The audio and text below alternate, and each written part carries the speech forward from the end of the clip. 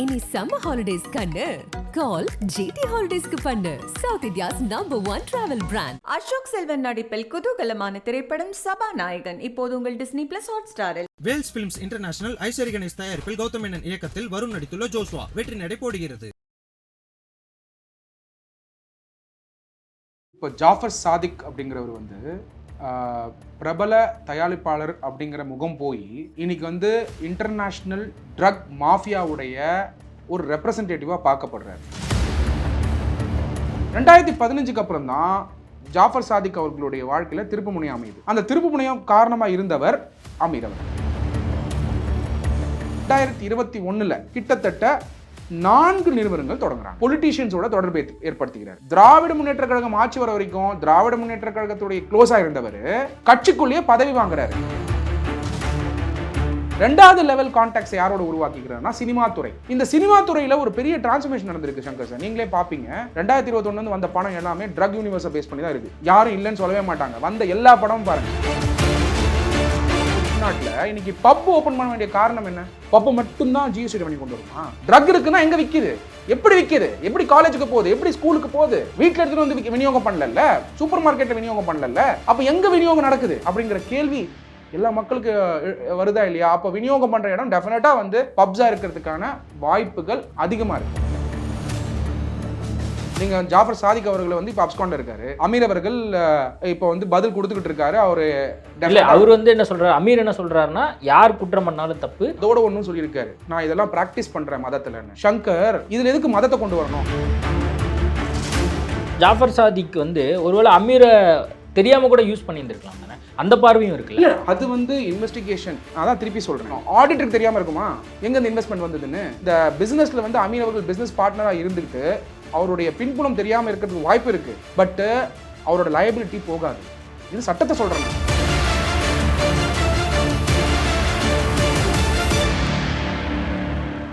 IBC Tamil நேயர்களுக்கு வணக்கம். இன்றைய நேர்காணலில் நம்மோடு இணைந்திருப்பவர் பொருளாதார நிபுணரும் வழக்கறிஞருமான சத்யகுமார் அவர்கள். வணக்கம். வணக்கம் சங்கர். இந்த போதை கடத்தல் விவகாரம் தான் இந்தியாவில் இப்போ பேசு பொருளாக மாறி இருக்கு. ஏன்னா பல்வேறு மாநிலங்களில் இது குறித்தான ஒரு விஷயம் அப்பப்போ செய்திகளில் வந்ததை நம்ம பார்த்தோம். தமிழ்நாட்டைச் சேர்ந்த ஒரு 3 நபர்கள் அண்மையில் டெல்லியில் கைது செய்யப்பட்டாங்க. அது தொடர்புடைய நபராக ஜாஃபர் சாதிக் இருக்கிறார் அப்படின்னு பேசப்பட்டுச்சு. அவர் எந்த கட்சியில் இருக்கார் அப்படின்னா, அவர் திமுகவில் இருக்கார். அதே மாதிரி அவர் பிரபல தயாரிப்பாளரும் இருக்கார் அப்படிங்கிற செய்திகள் வந்த வண்ணம் இருந்தது. இந்த போதை பொருள் கடத்தல் அப்படிங்கிறது பார்த்திங்கன்னா, அந்த வெளிநாட்டிலிருந்து அதிகமாக இந்தியாவுக்கு வருவதாகவும் இந்தியாவிலிருந்து வெளிநாட்டுக்கு போவதாகவும்லாம் அதிக செய்திகள். இந்த நெட்வொர்க் எப்படி இயங்குறதா நீங்கள் ஒரு அனலைஸ்டாக பார்க்குறீங்க? டெஃபினட்டாக இப்போ ஜாஃபர் சாதிக் அப்படிங்கிறவர் பிரபல தயாரிப்பாளர் அப்படிங்கிற முகம் போய் இன்னைக்கு இன்டர்நேஷ்னல் ட்ரக் மாஃபியாவுடைய ஒரு ரெப்ரசன்டேட்டிவாக பார்க்கப்படுறார். லாஸ்ட் 1 வீக்கில் முக்கியமான டெவலப்மெண்ட் தமிழ்நாட்டில் என்ன நடந்திருக்குன்னா, எல்லாரும் பார்த்தீங்கன்னா சங்கர் சார், கிட்டத்தட்ட ஒரு 4 வருடங்களா ரஃப்லி, எஸ்பெஷலாக 2021 அப்புறம் தான் எல்லா பெற்றோர்களும் எஜுகேஷன் இன்ஸ்டிடியூஷன்ஸுமே எங்கேருந்துடா இந்த ட்ரக்ஸ் வருது, எப்படி இவ்வளோ தமிழ்நாட்டில் இருந்துகிட்டு இருக்கு அப்படிங்கிற கேள்வி அட்லீஸ்ட் ஒரு 4-5 வாட்டியாவது பேசியிருப்பாங்க. இந்த கேள்விக்கு விடை நான் ஒரு வாரத்தில் கிடச்சிருக்கா நான் நினைக்கிறேன். காரணம் என்னன்னா, கவர்மெண்ட்டோட சப்போர்ட்டோ இருக்கக்கூடிய ரூலிங் பார்ட்டியுடைய அந்த நெட்வொர்க்கில் இல்லாமல் இது செயல்படுத்துறதுங்கிறது சாத்தியக்கூறே கிடையாது. இப்போ ஜாஃபர் சாதிக் அவர்கள் இன்டர்நேஷ்னல் மாஃபியா அப்படின்னு சொல்றது தெரிஞ்சுக்கிறதுக்கு முன்னாடி தமிழ்நாடு கவர்மெண்ட்டு 2021 அப்புறம் நம்ம பரவலாக பார்க்கப்படுறது என்னன்னு ஃபர்ஸ்ட் பார்ப்போம். பப்ஸ் நீங்கள் பார்த்தீங்கன்னா, பப்ஸ் பயங்கர வளர்ச்சி. திராவிட முன்னேற்ற கழகம் வந்ததுக்கப்புறம் பப்ஸ் மேபி உதயநிதி ஸ்டாலின் அவர்கள் தொடர்ச்சியாக பார்ட்டிஸ்க்கு போவார்னு நினைக்கிறேன். பார்ட்டிஸ்க்கு போகிறது தவறு, ரைட்டு நான் சொல்ல வரல. அது தனிப்பட்ட மனிதர்களுடைய எடுக்க வேண்டிய decision. I am not preaching right and wrong of going to pub and party. But அந்த பேஷன் ஆகப்பட்டது இந்த கவர்மெண்ட் வந்ததுக்கு அப்புறம் பார்த்தீங்கன்னா, பப் ஆகப்பட்டது தொடர்ச்சியாக பிரைவேட் பப்ஸும் கட்சியுடைய தொடர்பு இருக்கவங்க பப்ஸ் ஓப்பன் பண்ணுறதும் தமிழ்நாடு முழுக்க பயங்கரமாக டெவலப் ஆகிருக்கிறத நம்மளால் பார்க்க முடியுது. ரெண்டாவது விஷயம் நீங்கள் அப்சர்வ் பண்ண வேண்டியது ஈட்ரீஸ். சென்னையிலேயே பாருங்கள், ஈட்ரீஸ் ஒரு ஷெட்டு மாதிரி போட்டு ஒரு நிறைய ஈட்ரீஸ் இருக்கக்கூடிய இடத்துல பார்த்தீங்கன்னா யங்ஸ்டர்ஸ் வந்து கேங்டப்டாக இருப்பாங்க. இந்த ஈட்ரீஸில் ஏன் இவ்வளோ க்ரௌட் இருக்குது, தினந்தோறும் இவ்வளோ சாப்பிட்றாங்களா? நைட்டில் பார்த்தீங்கன்னா 9 மணிலேருந்து 4 மணி வரைக்கும் ஜகன்னு கூட்டம் இருக்கும். Mount road spot, Anna Nagar spot, நீங்கள் இப்போ வேளச்சேரி போனீங்கன்னா வேளச்சேரி ரயில்வே ஸ்டேஷன் கிட்ட ஏன் இவ்வளோ கூட்டம் இருக்காங்கன்னு நம்மள மாதிரி ஆட்கள் பார்க்க ஆரம்பிச்சிருப்போம்.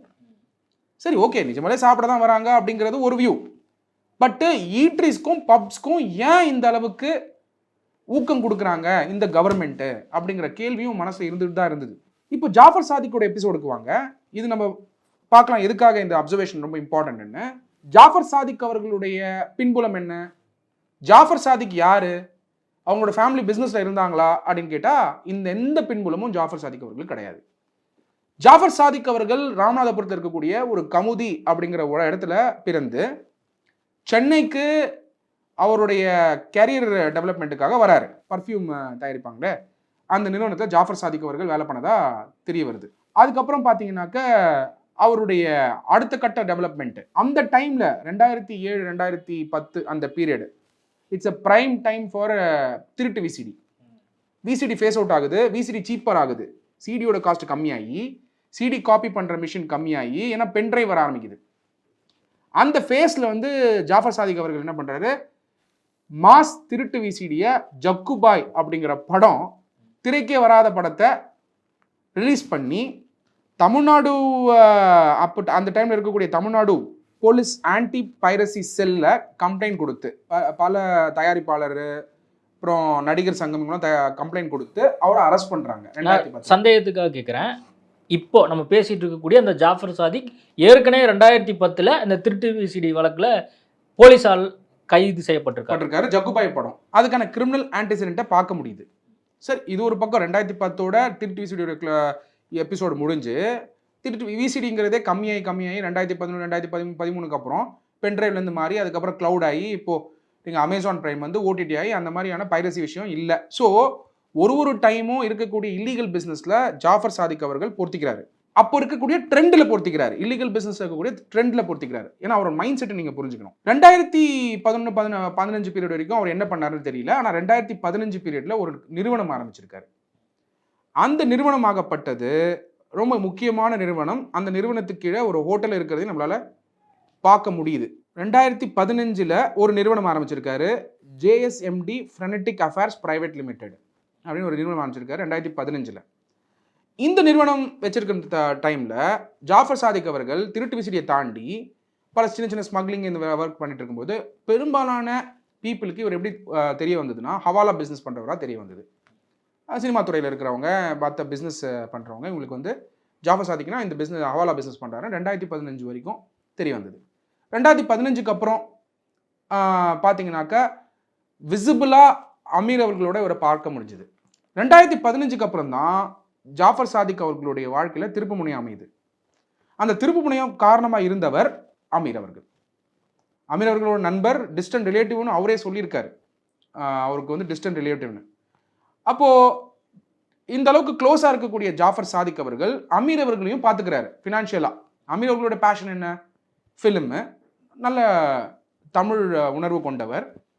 அதுக்கப்புறம் பார்த்தீங்கன்னா அவரோட ஸ்பீச்சும் வந்து நல்லா, அமீர் அவர்களோட ஸ்பீச் பார்த்தீங்கன்னா it's a with well researched article பேசுவார். அவருடைய ட்வீட்ஸாக இருக்கட்டும், அவருடைய வியூஸாக இருக்கட்டும் பார்த்தீங்கன்னாக்கா ஒரு டீட்டெயிலிங்கோடு இருக்கும், ப்ராப்பராக இருக்கும். அப்போ அந்த அளவுக்கு ஞானம் இருக்கக்கூடிய அமீர் அவர்கள் ஜாஃபர் சாதிக் அவர்களோடு சேர்ந்து பிஸ்னஸ், சின்ன பிஸ்னஸ் தொடங்க ஆரம்பிக்கிறாங்க.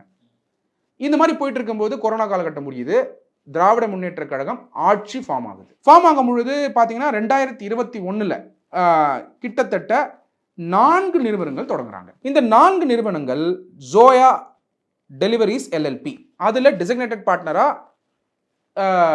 ஜாஃபர் சாதிக் அவர்கள் இருக்கிறாரு. இதை பார்த்தீங்கன்னா 22 ஜனவரி 2021. அதுக்கப்புறம் ஜூகோ ஓவர்சீஸ் பிரைவேட் லிமிடெட் அப்படிங்கிற கம்பெனியில் ஜாஃபர் சாதிக் டைரக்டராக வராரு.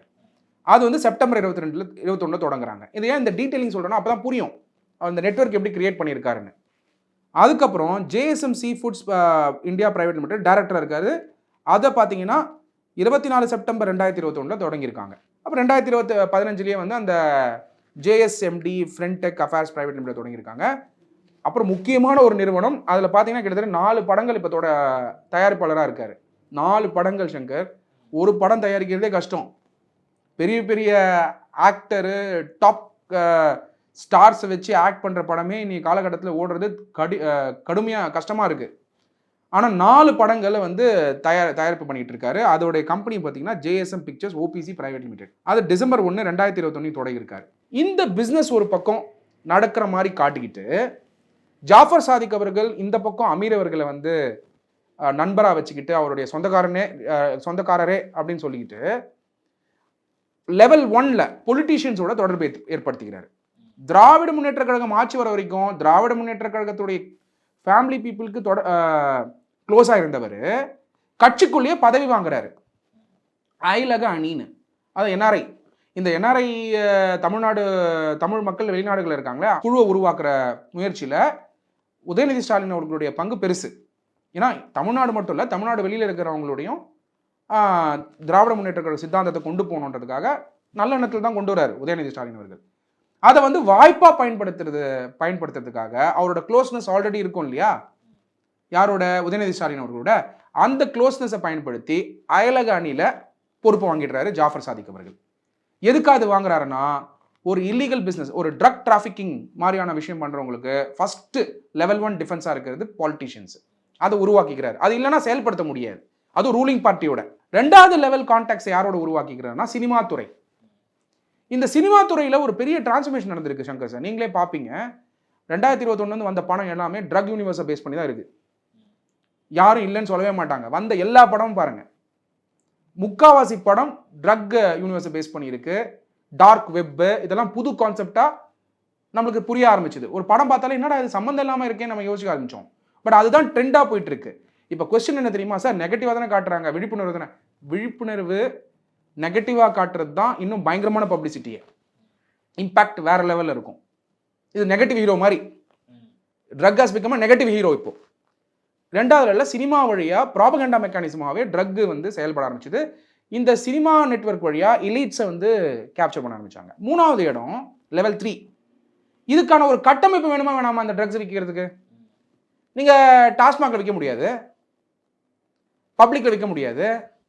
அப்போ இந்த எலீட்ஸை ஒரு இடத்துல கூட்டிகிட்டு வந்து இந்த டிஸ்ட்ரிபியூஷன் பண்ணுற இடமா மாற்றுறதுக்காக பப்ஸை உருவாக்குறாங்க.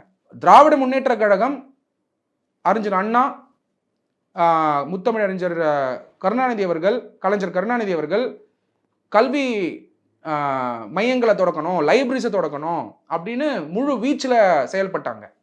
இன்க்ளூடிங் ஸ்டாலின் அவர்களும் பார்த்தீங்கன்னா கல்வி வரணும், வீடுதோறும் கல்வி, அதுக்கப்புறம் பிரேக்ஃபாஸ்ட் ஸ்கீமு ஸ்டாலின் அவர்கள் வந்தார்.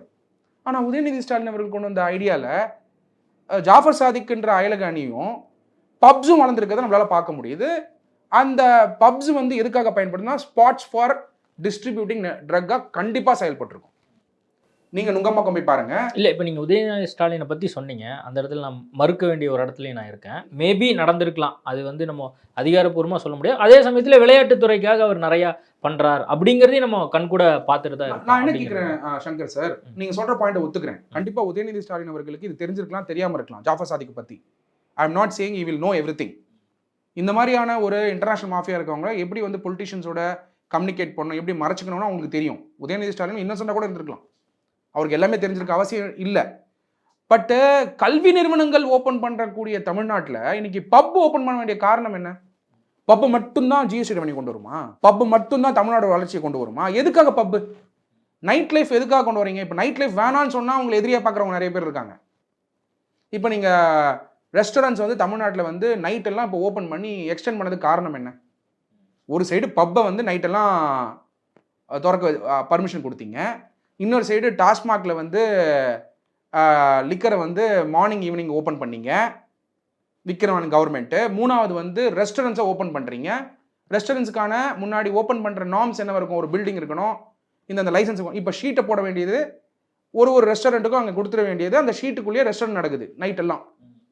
அப்போ இந்த மாதிரி பர்மிஷனை ட்வீக் பண்ணதுக்கு காரணம் என்ன அப்படிங்கிற கேள்வி வருதான் செய்யுது இதோட சேர்த்து.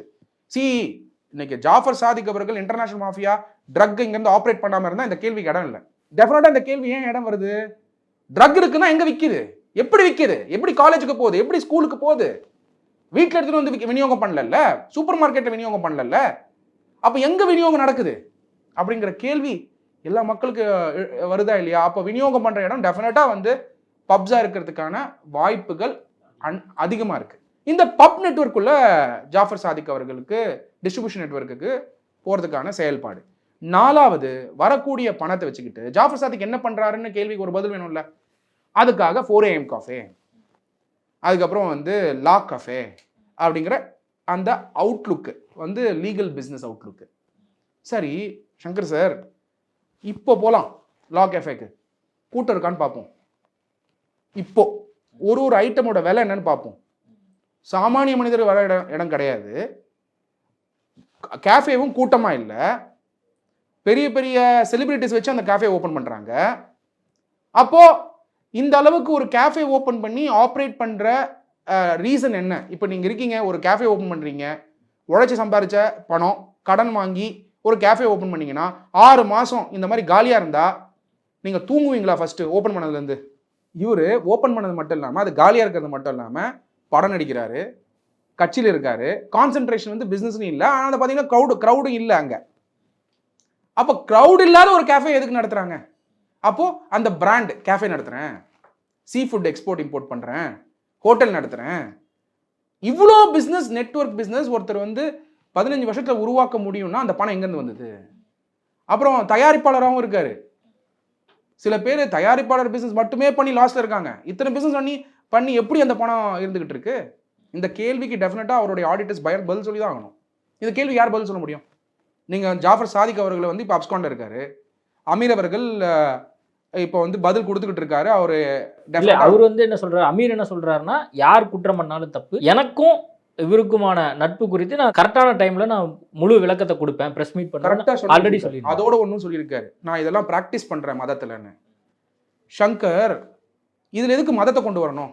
ட்ரக்கு ஹிந்துவாக இருந்தாலும் சரி, கிறிஸ்டியனாக இருந்தாலும் சரி, இஸ்லாமியராக இருந்தாலும் சரி, ஜொராஸ்ட்ரியனாக இருந்தாலும் சரி, எந்த மதத்தை சார்ந்திருந்தாலும் அந்த எந்த குழந்தை அந்த ட்ரக்குக்கு அடிமையாகிறாங்களோ அந்த குடும்பமே கஷ்டப்படுதா இல்லையா? எல்லா மதமும் ட்ரக்குக்கு அகைன்ஸ்ட் தான். எதுக்கு வந்து மதத்தை சுட்டி காட்டி அது பின்னாடி வந்து அப்படி நான் செய்யறது இல்லைன்னு சொல்லணும்? Very simple. அவர் வந்து சொல்லலாம் பப்ளிக்கு, லா படி என்ன அப்படின்னு பார்க்கணுமா வேணாமா? லா என்ன சொல்றதுன்னு கடைசியில் பார்க்கலாம். இப்போ அமீர் அவர்கள் ஜாஃபர் சாதிக் அவர்களோட சேர்ந்து உறவினர்னு சொன்னது மட்டும் இல்லாமல் பிஸ்னஸும் நடத்தியிருக்காரு, அவரோட செயல்பட்டிருக்காருங்கிறத ரெக்கார்டும் லீகல் டாக்குமெண்ட்ஸுமே இருக்கு. இல்லை, இப்போ அமீரும் ஜாஃபர் சாதிக் சம்பந்தப்பட்ட விஷயங்கள்ல முழு டீட்டெயில் வந்து எனக்கு தெரியல அப்படிங்கிற மாதிரி தான் அவர் சொல்றாரு. நீங்க சொல்லுங்க, நீங்க இப்போ வந்து வேற யார் சொன்னாலும் நான் ஒத்துப்பேன். இல்லை, இப்போ ஜாஃபர் சாதிக்கு எது மூலியமா பணம் வருது? மேபி அமீரும் ஜாஃபர் சாதிக்கும் பார்ட்னராக கூட இருக்கலாம், நம்மளுக்கு தெரியாது, எக்ஸாக்டா தெரியல. பட் என்னன்னா அவர் நண்பராக இருக்கார், அவர் என்ன பிஸ்னஸ் பண்ணுறாருன்னு மேபி மேலோட்டமாக தெரிஞ்சிருக்கலாம். பட் எங்கேருந்து பணம் வருது, போதை கடத்தல் மூலயமா தான் பணம் வருதா அப்படிங்கிறது அமீருக்கு தெரிஞ்சிருக்க வாய்ப்பு இல்லை. ஒரே ஒரு கொஸ்டின் தான். அமீர் அவர்கள் வந்து வெரி நாலேஜபிள் பர்சன், லிட்ரேச்சராக இருக்கட்டும், தமிழ் லிட்ரேச்சராக இருக்கட்டும், அவருடைய ஸ்பீச் பாருங்க உணர்வு ரீதியாக இருக்கும். அப்போ அந்த அளவுக்கு திங்க் பண்ணி ஒரு சமுதாய நோக்கத்தோடு இருக்கிறவருக்கு இந்த கேள்வி வந்திருக்காதா? சொல்லுங்க சங்கர். நீங்க ஒரு மனிதரோட 15 வருஷம் அசோசியேட் ஆகிறீங்க, 1 வருஷம் 2 வருஷம் இல்லை, அதுக்கான ஹிஸ்ட்ரி தெரியுது. எனக்கு தெரியாது அப்படிங்கிறது வந்து பொதுமக்களை நீங்கள் மேனேஜ் பண்ணுறதுக்கும் வியூஸை மாற்றுறதுக்கு வேணா இருக்கலாம். ஆனால் லால் என்ன சொல்லப்படுதுன்ற வந்து கேள்வி இருக்கா இல்லையா? சட்டம் என்ன சொல்லுது அதை பார்ப்போம். பட் அமீர் அவர்கள் பொறுத்த வரைக்கும் அவர் இன்னசென்ட்டாக தெரியாமல் இருக்கிறதுக்கு வாய்ப்புகள் கம்மி. அது எல்லாருமே பொதுவெளியில் பேச ஆரம்பிச்சிருக்காங்க. காரணம் என்ன? ஒரு knowledgeable person, man of wisdom, man of details. தெரிஞ்சதுனால தான் நிறைய இடங்கள் அவரோட வியூஸே பேசப்படுது. யாரோட வியூஸ் பேசப்படும்?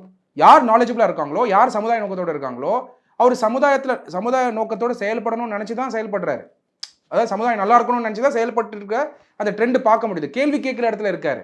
அது ஜிஎஸ்டி சட்டமாக இருந்தாலும் சரி, சென்டரோடது, இல்லை கவர்மெண்ட் எடுக்கக்கூடிய சில பாலிசி இஷ்யூஸ் கூட அவர் கேள்வி கேட்டிருக்காரு. அந்தளவுக்கு is a very knowledgeable person. அவ்வளோ நாலேஜபிள் இருக்கக்கூடியவர் இந்த இன்வெஸ்ட்மெண்ட்ஸ் எங்கேருந்து வருது, இவ்வளோ ஈஸி மணி எங்கேருந்து வருது, ஈஸி மணி எங்கேருந்து வருது அப்படிங்கிற கேள்விக்கு ஆன்சர் டர்ட்டி மணியாக தான் இருக்கும். ஈஸி மணினா என்ன?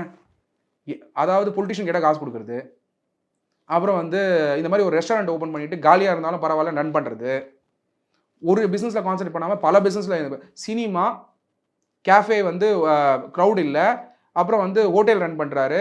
இவ்வளோ நெட்வொர்க்கை உருவாக்கி வச்சிருக்கிற ஜாஃபர் சாதிக் எதுக்காக உருவாக்கி வச்சிருக்காரு? அப்புறம் ஜாஃபர் சாதிக் எவ்வளோ பேரை சூஸ் பண்ணியிருக்கலாம் பிஸ்னஸ் பார்ட்னரா, ஏன் அமீரை சூஸ் பண்ணாரு அப்படின்ற கேள்வியும் வருது. அப்போ அமீர் வந்து ஒரு ரெப்புடேஷன்ல இருந்ததுனால அரசியல் ரீதியாக கனெக்ட் பண்றதுக்கும் இல்லை இப்போ சினிமா ரீதியாகவும் கனெக்ட் இல்லை இப்போ பண்ணிக்கிறதுக்கும் ஜாஃபர் சாதிக் வந்து ஒருவேளை அமீரை தெரியாம கூட யூஸ் பண்ணியிருந்திருக்கலாம் தானே, அந்த பார்வையும் இருக்கு. இல்ல அது வந்து இன்வெஸ்டிகேஷன். அதான் திருப்பி சொல்றேன், ஜாஃபர் சாதிக் அவர் என்ன பிசினஸ் பண்றாரு அப்படிங்கிறது அமீர் அவர்களுக்கு தெரிஞ்சுதா தெரியாதான்றது அவங்க 2 பேருக்கு தான் தெரியும். அது எப்போ தெரிய வரும்னா இன்வெஸ்டிகேஷன் தான் தெரிய வரும். தெரிஞ்சதோ தெரியலையோ, போனஃபைடோ மேலஃபைடோ டசன்ட் மேட்டர். ஆனா அந்த பணமாகப்பட்டது எங்கேருந்து வந்ததுன்ற கேள்வி இருக்கா இல்லையா? கண்டிப்பா அந்த easy money dirty money black money white money ஆச்சா பிசினஸ் வழியானா என்ஃபோர்ஸ்மெண்ட் டைரக்டரேட் பிஎம்எல்ஏ அட்ராக்டட். எங்கேருந்து வந்ததே தெரியாதுங்கிறது பொதுமக்களுக்கு கொடுக்கக்கூடிய வியூ. தெரியாம கூட இருக்கலாம், ஆனா டைரக்டரா இருக்கிறதுனால விக்கேரியஸ் லயபிலிட்டி வரும். டாக்ட்ரின் ஆஃப் விக்கேரியஸ் லயபிலிட்டி அப்படிங்கிறது சட்டத்தில் இருக்கக்கூடிய ஒரு லா பாயிண்ட். ஒரு டைரக்டர் இருக்காரு, 4 டைரக்டர்ஸ் இருக்காங்க, 2 டைரக்டர்ஸ் ஃப்ராட் பண்றாங்க, 3வது டைரக்டர் தெரியாதுன்னு சொன்னா கூட டைரக்டர்ஸ் லயபிள். அப்போ இந்த நிறுவனத்துக்கு வந்த பணம் எங்கேருந்து வந்தது இது இவரு கூட கேட்க வேணாம். இந்த நிறுவனத்தோட ஆடிட்டர்ஸ் இருப்பாங்களா இல்லையா சங்கர்? இந்த நிறுவனத்தோட ஆடிட்டர்ஸ், அதாவது என்ன கம்பெனி, ஜூகோ overseas private limited, balance sheet file பண்ணியிருப்பாங்களா மாட்டாங்களா 2021 ஆர்ஓசி ரெக்கார்ட்ஸ் இருக்குமா இருக்காதா? இது எல்லாமே இணையதளத்தில் இருக்கு. யார் ஆடிட்டர்னு தெரியும், ஆடிட்டருக்கு தெரியாம இருக்குமா எங்க இந்த இன்வெஸ்ட்மெண்ட் வந்ததுன்னு? அப்போ இந்த அமீர் அவர்கள் இந்த பிசினஸ்ல வந்து அமீர் அவர்கள் பிசினஸ் பார்ட்னரா இருந்துகிட்டு அவருடைய பின்புலம் தெரியாம இருக்கிறதுக்கு வாய்ப்பு இருக்கு. பட் அவரோட லயபிலிட்டி போகாது. இது சட்டத்தை சொல்றேன் நான். அமீர் அவர்கள் பார்த்தீங்கன்னா நாலேஜபிள், அவர் நல்ல படங்கள்ல நடிக்கிறாரு, அவருக்கு திறமை வந்து இருக்கு, அது வேற. ஆனா ஜாஃபர் சாதிக் அவரோட பேக்ரவுண்ட் எனக்கு தெரியாதுன்றது தெரியாம கூட இருந்திருக்கலாம். ஆனா இன்வெஸ்டிகேட்டிங் அத்தாரிட்டிஸோ இல்லாட்டி வந்து லா என்ஃபோர்ஸ்மெண்ட் அத்தாரிட்டிஸோ லா என்ன சொல்றது தான் பாயிண்ட். அப்போ அந்த ஆங்கிள் அமீர் அவர்களுக்கும் இதுல பிரச்சனை வர்றதுக்கான வாய்ப்புகள் இருக்கு. இது ஒரு பக்கம் இருக்க, last but not the least இந்த நெட்வொர்க்கை ஆப்ரேட் பண்ணும்போது இது விநியோகஸ்தரா இருந்த ஜாஃபர் சாதிக் அவர்கள் பப்ஸ் வழியாகவும், அப்போ பப்ஸ்க்கு யார் வருவா, காலேஜ் போறவங்க, ஏன்னா 18 வயசுக்கு மேலே இருக்கவங்க வராமா அந்த கேள்விலாம் இருந்துட்டு இருக்கு. உண்மையிலே வரவங்க எல்லாருமே 18 வயசுக்குள்ள தான் வராங்களா பப்புக்குள்ள? ஸ்கூல் பசங்க கூட பப்பு போறதை நம்மளால பார்க்க முடியுது. அப்போ என்ன நடக்குதுன்னா காலேஜ் கோயர்ஸ் வந்து இந்த பப்ஸுக்கு வரதும் இல்லை இந்த பப்புக்கு வரணும்னு வரவங்கள ஸ்லோவாக ட்ரக் இன்ஃபியூஸ் பண்ணி அது வழியாக ஸ்கூல்ஸ் வரையும் போய் சேர்றத நம்மளால பார்க்க முடியுது. அப்போ விநியோகஸ்தராக இந்த செயினை யூஸ் பண்ணிக்கிறாரு. இது ஒரு பக்கம் இருக்க, சினிமா துறை அரசியல் வச்சு பிரபலமாக காட்டுகிறாரு. அப்புறம் தொழிற்கள் தொடங்கி தொழிலதிபராக காட்டுகிறாரு. 4வது வந்து இந்த ட்ரக் ஆகப்பட்டது மெத் அப்படிங்கிற ட்ரக்குக்கு தேவையான ரா சப்ஸ்டன்ஸ் இருக்கும் இல்லையா, அதுதான் இப்போ 50 கிலோ மாட்டிருக்கு டெல்லியில். இந்த ஆப்ரேஷன் ஆகப்பட்டது இந்தியன் கவர்மெண்ட் கொடுத்த இன்ஃபர்மேஷன் மட்டும் கிடையாது, வெளிநாடுகள் இருக்கக்கூடிய கவர்மெண்ட் இதுக்கு இன்ஃபர்மேஷன் கொடுக்குறாங்க இந்தியன் கவர்மெண்ட்டுக்கு. காரணம் என்ன அப்படின்னா, அதாவது ட்ரக் டிராஃபிக்கிங்கில் வரக்கூடிய பணம், ஹியூமன் டிராஃபிக்கிங்கில் வரக்கூடிய பணம், ஆர்ம்ஸ் டிராக்கிங்கில் வரக்கூடிய பணம் சப்சிக்வெண்ட்டாக டெரரிஸ்ட் ஆக்டிவிட்டிக்கு போகிறது வந்து ரிசர்ச் ரிப்போர்ட்ஸே இருக்குது. ஜாஃபர் சாதிக் அவர்கள் இந்த டெரரிஸ்ட் ஆக்டிவிட்டிக்கு டைரெக்டாக ஃபண்ட் பண்ணியாங்கிறது that is depending upon investigation. அவர் என்ன பண்ணியிருக்காருன்னு அவருக்கு தான் தெரியும், the best known reasons. But global trend என்ன, இது டெரரிசம்னா அந்த கவுண்டர் டெரரிசம் இருக்கணுன்றதுக்காக தான் ஒரு நாடுமே இந்தியாவுக்கு இன்ஃபர்மேஷன் கொடுக்குறாங்க. அப்படி கொடுத்த இன்ஃபர்மேஷன் நியூசிலாண்டு ஆஸ்திரேலியாவிலேருந்து வந்த இன்ஃபர்மேஷனை பேஸ் பண்ணி தான் 3 பேர் அரெஸ்ட் பண்ணுறாங்க. முகேஷ் அவரோட வயசு 34 சங்கர், முஜிபுர் ரஹ்மான் அவரோட வயசு 26 சங்கர், அசோக் குமார் அவரோட வயசு 33, யாருமே 35 தாண்டி இல்லை. இவங்க போதைப் பொருள் வந்து விநியோகஸ்தம் பண்ணுறாங்கன்னா போதைப் பொருளுக்கு அடிமையாகவும் இருப்பாங்க. ஃபர்ஸ்ட் அவங்களை அடிமையாக்கி தான் விநியோகஸ்தராக மாற்றுறாங்க. லிட்ரலாக போதைப் பொருள் ட்ரக் டிராஃபிக்கிங் எப்படி நடக்குதுன்னா MLM மாதிரி தான் நடக்கும். கடையில் விற்க முடியாது. அப்போது ஒருத்தர் ட்ரக்குக்கு அடிக்ட் ஆகிறவரை சப்ளை செயின் லிங்காக யூஸ் பண்ணுறாங்க. இது வந்து ட்ரெண்டாகவே இருந்துகிட்டு இருக்கு. அப்போ அவங்களுக்கு என்ன கிடைக்கும்னா கமிஷன் கிடைக்கும், லாபம் அதிகம், எனார்மஸ் ப்ராஃபிட், வின்ஃபுல் ப்ராஃபிட். அப்போது இந்த 3 பேர் வந்து கொடுத்த இன்ஃபர்மேஷனை பேஸ் பண்ணி தான் ஜாஃபர் சாதிக் அவர்களை பின் பண்ணுறாங்க. ஜாஃபர் சாதிக்குடைய பிரதர் சலீம் அவர் இன்னொரு கட்சியில் இருக்கார். அவர் பார்த்தீங்கன்னாக்கா அவர் ஒரு ரெஸ்டாரண்ட் நடத்துகிறாரு. இதை தாண்டி வந்து இதை எப்படி எக்ஸ்போர்ட் பண்ணாங்க இம்போர்ட் பண்ணாங்கன்னா அந்த சீ ஃபுட்ஸ் கம்பெனிலாம் எதுக்காகனா எக்ஸ்போர்ட் இம்போர்ட் அதெல்லாம் பண்ணியிருக்காங்களா அப்படிங்கிறது investigation they are doing their duty. NIA, National Investigation Agency, is the one of the top investigation agency in the country. அந்த எந்த ஆக்டுக்காக பண்ணுறாங்கன்றதை நம்ம பார்ப்போம். பட் ஹவவர் அடுத்த கட்டத்துக்கு போகிறாரு ஜாஃபர் சாதிக் அவர்கள். என்னன்னா ஜே ஸ்கொயர் ஃபார்மா அப்படி நிறுவனத்தை தொடங்கணுன்றதுக்கான முயற்சிகள் எடுக்கிறாரு. இப்போ பாருங்க, விநியோகஸ்தராக இருந்தவர் தயாரிப்பே பண்ணணுன்றதுக்காக போகிறாரு.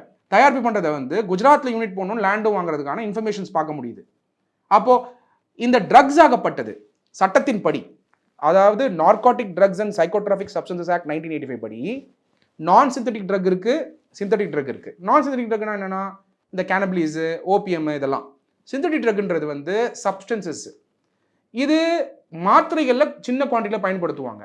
அதுவே அன்கண்ட்ரோல்டாக வந்தால் அது ட்ரக் அடிக்ஷனாக மாறுது. இதுக்கு வந்து கண்ட்ரோல் பண்ணுறது தான் எல்லா நாடுகள்லையுமே ரெஜிஸ்ட்ரேஷன்ஸ் வச்சுருக்காங்க, லெஜிஸ்லேஷன்ஸ், லாஸ் வச்சுருக்காங்க. இந்தியாவில் அப்படிப்பட்ட லா தான் narcotic drugs and psychotropic substance act.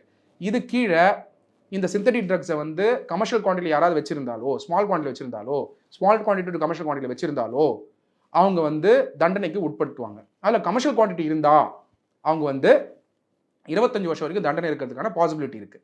இதெல்லாம் இன்வெஸ்டிகேஷன் பேஸ் பண்ணி இதை இன்வெஸ்டிகேட் பண்ணுற ஏஜென்சி தான் நார்காட்டிக்ஸ் கண்ட்ரோல் பியூரோ. அவங்க ஸ்டேட் போலீஸோடையோ இல்லை ஏஜென்சிஸோடையோ செயல்பட்டு சப்ளை செயினை டிஸ்டர்ப் பண்ணி கண்டுபிடிப்பாங்க. இது ஒரு பக்கம், சட்டம் தெரியுதுனால நம்ம சொல்கிறோம். ஆனால் என்ஐஏ ஏன் வந்தாங்க? ஜாஃபர் சாதிக் அவங்க வீட்டுக்கு ஏன் வந்து என்ஐஏ வந்து கதை உடச்சி போனாங்கன்னா, இன்னொரு சட்டம் இருக்குது, த அன்லாஃபுல் ஆக்டிவிட்டீஸ் ப்ரிவென்ஷன் ஆக்ட் 1967 அப்படின்ற ஆக்ட் இருக்குது. அந்த ஆக்டில் செக்ஷன் 15 எடுத்து பார்த்தீங்கன்னா டெரரிஸ்ட் ஆக்ட்னா என்ன அப்படின்னு இருக்குது. அந்த டெரரிஸ்ட் ஆக்ட்னா என்னென்ன அப்படின்னு குறிப்பிட்டிருக்காங்க. அதில் முக்கியமாக நீங்கள் எடுத்து கமெண்ட்ரிஸும் ஜட்ஜ்மெண்ட்ஸும் எடுத்து பார்த்தீங்கன்னா, ஒரு எக்கனாமிக் செக்யூரிட்டியை பாதிக்கிற மாதிரி விஷயம் இருந்தாலும் அதுவும் unlawful activities, that is unlawful activities prevention act 1967 உப்பா ஆக்டில் வர வாய்ப்புகள் இருக்குது. அதனால எக்கனாமிக் செக்யூரிட்டி பாதிக்கிறதுனால ஃபினான்ஷியல் ஸ்டெபிலிட்டி பாதிக்கும்.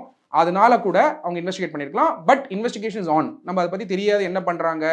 பட் ஆக்ட் அட்ராக்ட் ஆகிறதுனால தான், உப்பாங்கிற ஆக்ட் அட்ராக்ட் ஆகிறதுனாலையும் என்டிபிஎஸ் ஆக்ட் இருக்கிறதுனாலையும் தான் இன்வெஸ்டிகேட் பண்ணிட்டு இருக்காங்க. இது ஒரு பக்கம் இருக்க, இந்த 2 ஆக்ட் அட்ராக்ட் ஆனால் இது வந்து ப்ரெடிகேட் அஃபென்ஸ். ப்ரெடிகேட் அஃபென்ஸ் இருந்தால் ஷெட்யூல்டு அஃபென்ஸாக மாறும். ஷெட்யூல்டு அஃபென்ஸாக மாறினா enforcement directorate prevention of money laundering act 2002 படி அவங்களும் வந்து இன்வெஸ்டிகேட் பண்ணலாம். எந்த angle? Money laundering angle. So Jaffer Sadiq அவர்கள் பார்த்தீங்கன்னா பிரபலமாக ஹவாலா ஏஜென்ட்டாக செயல்பட்டுருக்கிறது தெரிஞ்சிருக்கு இண்டஸ்ட்ரிக்கே.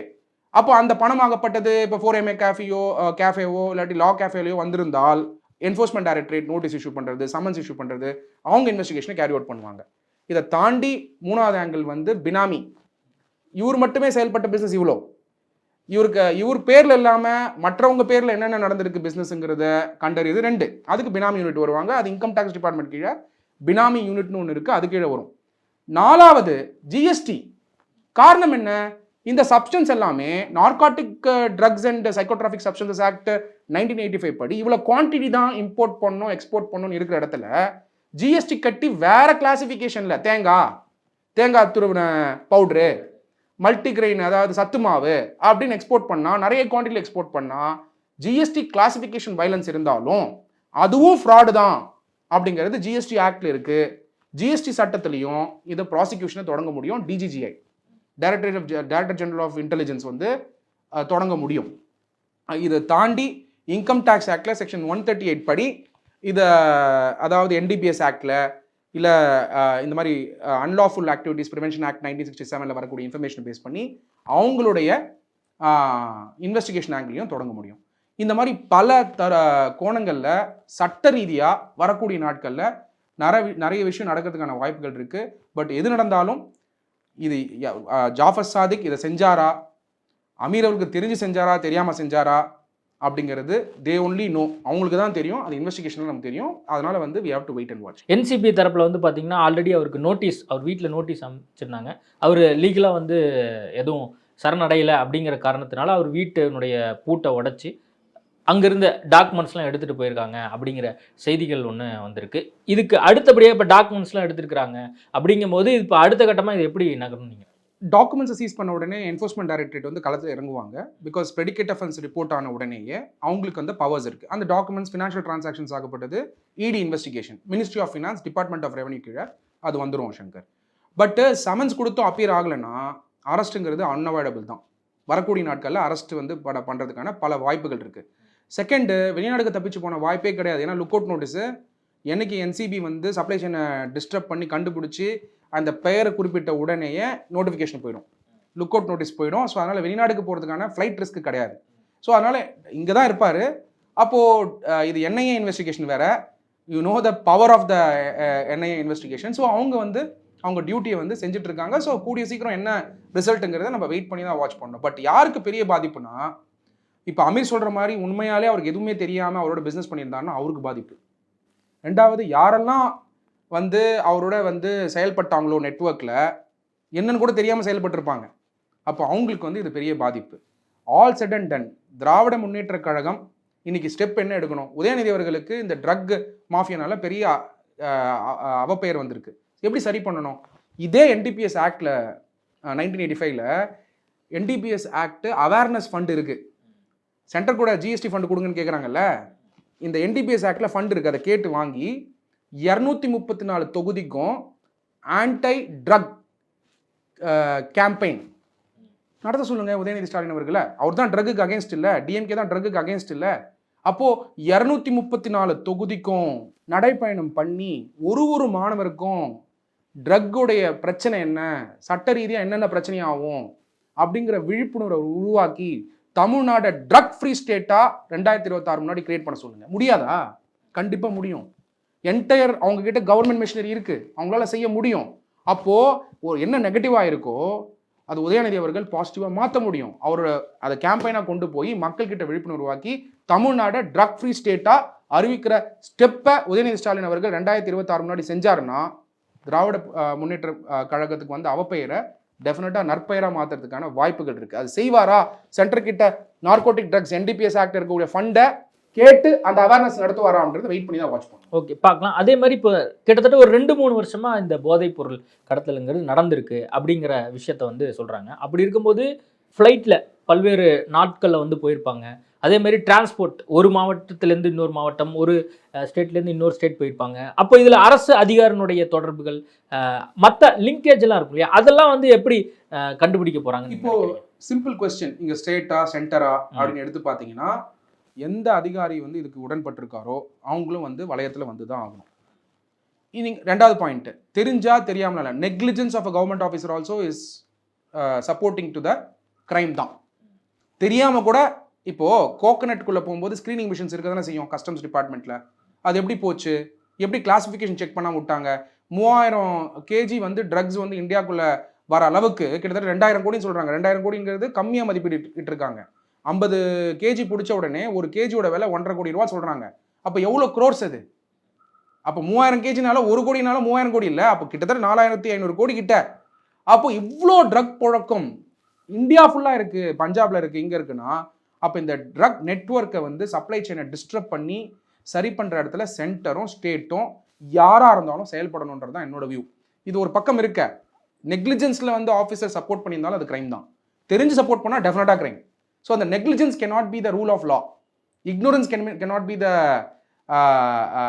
answer to the law. அதனால் இது வந்து டெஃபினட்டாக வரக்கூடிய நாட்களில் ஹை ப்ரையாரிட்டியை வச்சு கவர்மெண்ட் வந்து செயல்படணும் அப்படிங்கிறது வந்து என்னோட வேண்டுகோள். உதயநிதி ஸ்டாலின் அவர்களுக்கும் தெரிஞ்சு நடந்திருக்குமா தெரியாது நடந்திருக்குமா நமக்கு தெரியாது. பட் உதயநிதி ஸ்டாலின் அவர்களுடைய கவர்மெண்ட், அதாவது டிஎம்கே கவர்மெண்ட்டுக்கு இது அவப்பெயர் கொண்டு வந்ததுனால அவர் என்ன பண்ணான்னு நான் சொன்னேன். இன்னைக்கு முத்தமிழ் அறிஞர் கலைஞர் கருணாநிதி அவர்கள் இருந்திருந்தால் டெஃபினட்டாக இந்த அவப்பெயர் வந்த உடனே நான் சொல்றதை செஞ்சிருப்பார். ஸ்டாலின் அவர்களுக்கு இந்த நோக்கம் இருக்கும். இப்போ உதயநிதி அவர்கள் செயல்படுவாரா மாட்டாரா? அப்போது கேம்பெயின் நடத்துகிறாரு, 234 தொகுதிக்கு போயிட்டு ஆன்டை ட்ரக் கரப்ஷன் மூமெண்ட்டை, ட்ரக்குக்கு நம்ம வந்து எதிர்ப்பாக இருக்கணும் அப்படிங்கிற மூமெண்ட்டை கொண்டு போனார்னா அவருக்கு தானே நல்லது மக்கள்கிட்ட. அப்போ செய்வாரா மாட்டாராங்கிற அந்த கேள்வியும் நான் முன்வைக்க விரும்புகிறேன். ஓகே, நிறைய டீட்டெயில்டாக நீங்கள் பேசியிருக்கீங்க. கண்டிப்பாக பொறுத்திருந்து பார்க்கலாம். நிறைய டெவலப்மெண்ட்ஸ் வர இருக்குது. நேர்காணல் கொடுத்ததுக்கு மிக்க நன்றி. நன்றி சங்கர். இனி சம்மர் ஹாலிடேஸ் கண்ணு கால் ஜிடி ஹாலிடேஸ்க்கு பண்ணு. South India's #1 travel brand. Ashok Selvan நடிப்பில் குதூகலமான திரைப்படம் சபாநாயகன் இப்போது உங்கள் டிஸ்னி பிளஸ் ஹாட் ஸ்டாரில். வேல்ஸ் பிலிம்ஸ் இன்டர்நேஷனல் ஐஸ்வரி கணேஷ் தயாரிப்பில் கௌதம் மேனன் இயக்கத்தில் வருண் நடித்துள்ள ஜோஸ்வா வெற்றி நடை போடுகிறது.